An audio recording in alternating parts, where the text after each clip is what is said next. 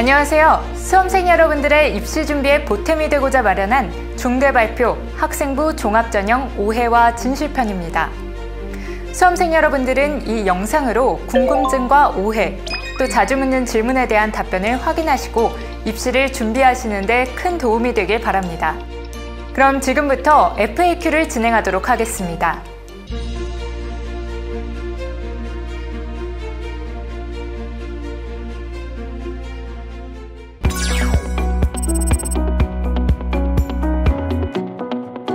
학생부 종합전형의 교과성적 평가는 평가에 반영되는 특정 교과목이나 교과목별 반영 비율을 명시하지 않는다는 점에서 학생부 교과전형의 정량평가와는 다릅니다. 전체 교과 평균 점수, 모집 단위 관련 주요 교과 등급 점수, 강점인 과목과 약점인 과목 체크 등 지원자의 성적을 다각도로 판단하여 평가에 반영합니다. 학업 역량은 전체 평가 요소 중 20% 비중에 불과하며 전 과목을 모두 잘해야 합격할 수 있는 것은 아닙니다. 그렇지만 학교 생활 전반에서 최선을 다하는 모습을 보여주는 것은 필요합니다.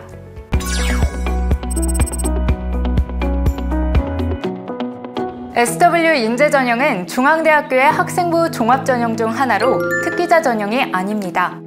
고교 교육과정을 바탕으로 소프트웨어 분야의 역량과 자질, 성장 잠재력을 갖춘 학생을 선발하게 되는데요.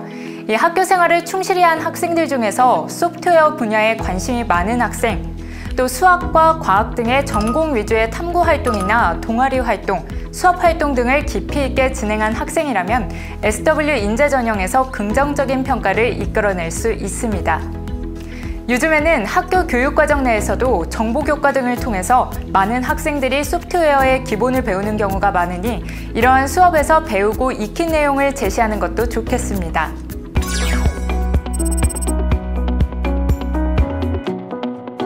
다빈치형 인재 전형과 탐구형 인재 전형의 차이점에 대해 질문하는 수험생들이 많습니다.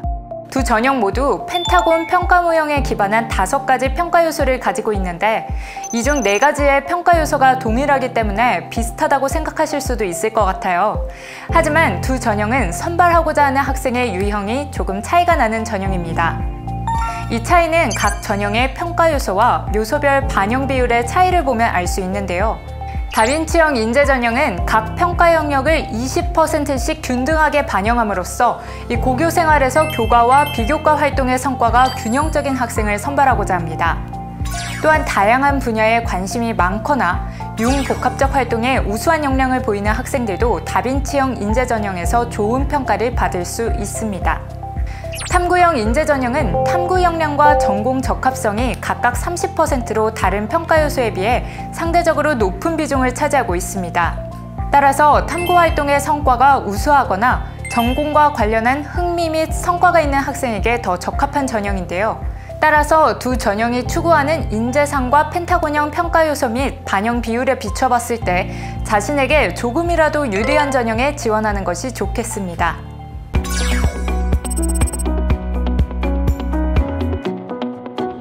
학생부 종합전형으로 합격하는 학생들의 결과를 보면 이 펜타곤 모형이 다양하게 나타납니다.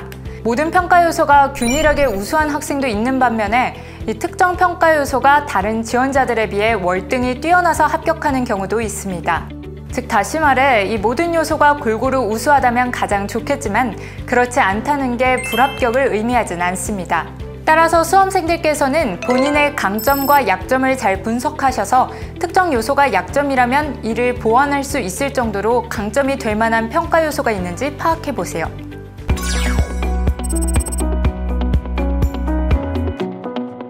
학생부 종합전형의 평가 서류는 학교생활 기록부, 자기소개서, 추천서입니다. 서류별로 반영 비율이 정량적으로 정해진 것이 아니라 이 3가지의 서류를 정성적으로 종합평가하게 됩니다. 이 평가 서류 중 학교생활 기록부는 학생부 종합전형 평가의 핵심이 되는 자료로 고교 3년간 학생 개인의 성장 과정을 볼 수 있는 자료인데요. 이 교과 학습을 통한 학업 성취도는 물론 교내 활동에서의 우수성 또한 확인할 수 있습니다. 학교생활 기록부를 보완하는 자료가 자기소개서와 추천서입니다. 학교생활 기록부만으로 파악하기 어려운 활동 간의 인과관계, 이 지원자에게 미친 영향과 변화 과정 등을 보여줄 수 있습니다.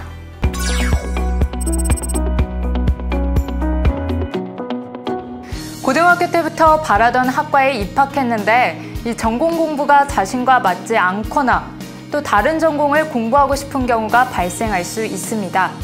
중앙대학교는 이러한 학생들을 위해 전과 제도를 운영하고 있는데요. 전과는 모집 단위별 전과 모집 인원 이내에서 가능하며 학과 및 계열의 특성과 또 교육 환경 여건에 따라 전과 인원을 조정할 수 있습니다. 단 캠퍼스 간 전과 신청 인원은 모집 단위별 입학 정원의 10%까지만 허용하며 학사 운영에 관한 내용은 학칙 개정에 따라서 변경될 수 있으니 유의하시기 바랍니다.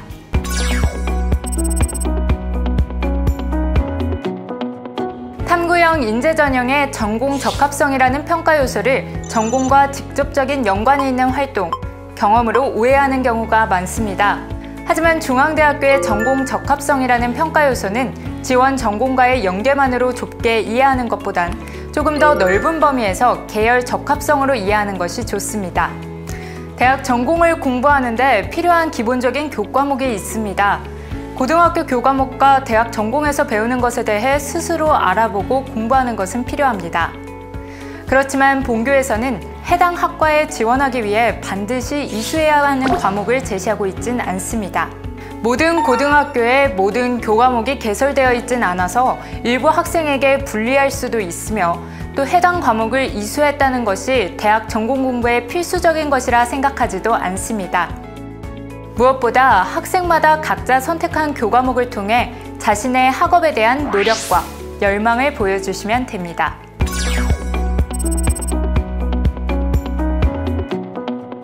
전공 적합성 평가 부분에 궁금증을 갖고 계신 수험생들이 많으신 것 같습니다. 이 학생부 종합전형에서는 입학 초에 전임 입학사정관과 교수 위촉사정관이 정해진 절차에 따라 평가합니다.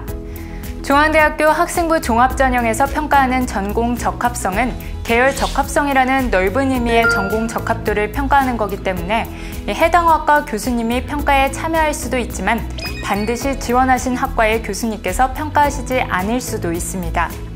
그럼 다음에 가이드북 평가 절차 그림을 참고해주세요.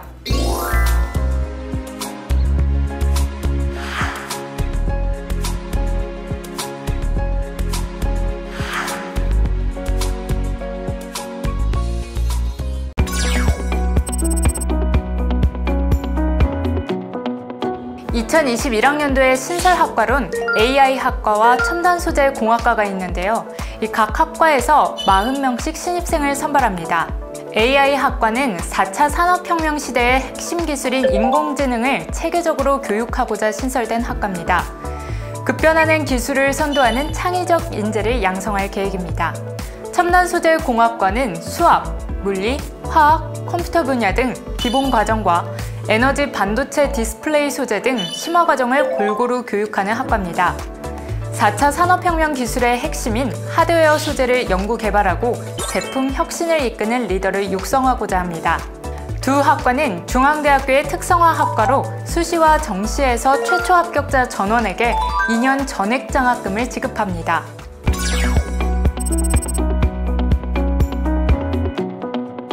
올해 코로나19로 어려운 상황 속에서도 고교 생활을 충실히 해나가기 위해 최선을 다하고 있는 수험생들을 진심으로 응원합니다. 중앙대학교 학생부 종합전형은 서류 100%로 학생의 성장 과정을 정성, 또 종합적으로 평가하는 전형인데요.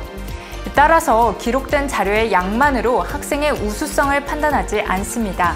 수험생들의 그동안의 노력이 헛되지 않도록 주어진 여건을 감안하여 공정하고 세심하게 평가하는 데 최선을 다하겠습니다. 또한 수험생 부담 완화를 위해 학생부 교과 전형, 논술 전형, 실기 전형의 지원자 전원에게 비교과 영역 봉사활동 점수 만점을 부여하기로 했습니다. 네, 지금까지 중대발표 학생부 종합전형 5회와 진실편에 대해 말씀드렸는데요. 많은 도움 되셨나요? 수험생 여러분들이 이 영상을 통해서 입시를 준비하시는 데 큰 도움이 되셨길 바라며 다음번엔 중앙대학교에서 만나 뵙길 기대하겠습니다. 중앙대학교는 언제나 수험생 여러분들을 응원하며 좋은 결실로 만나 뵙길 기대합니다.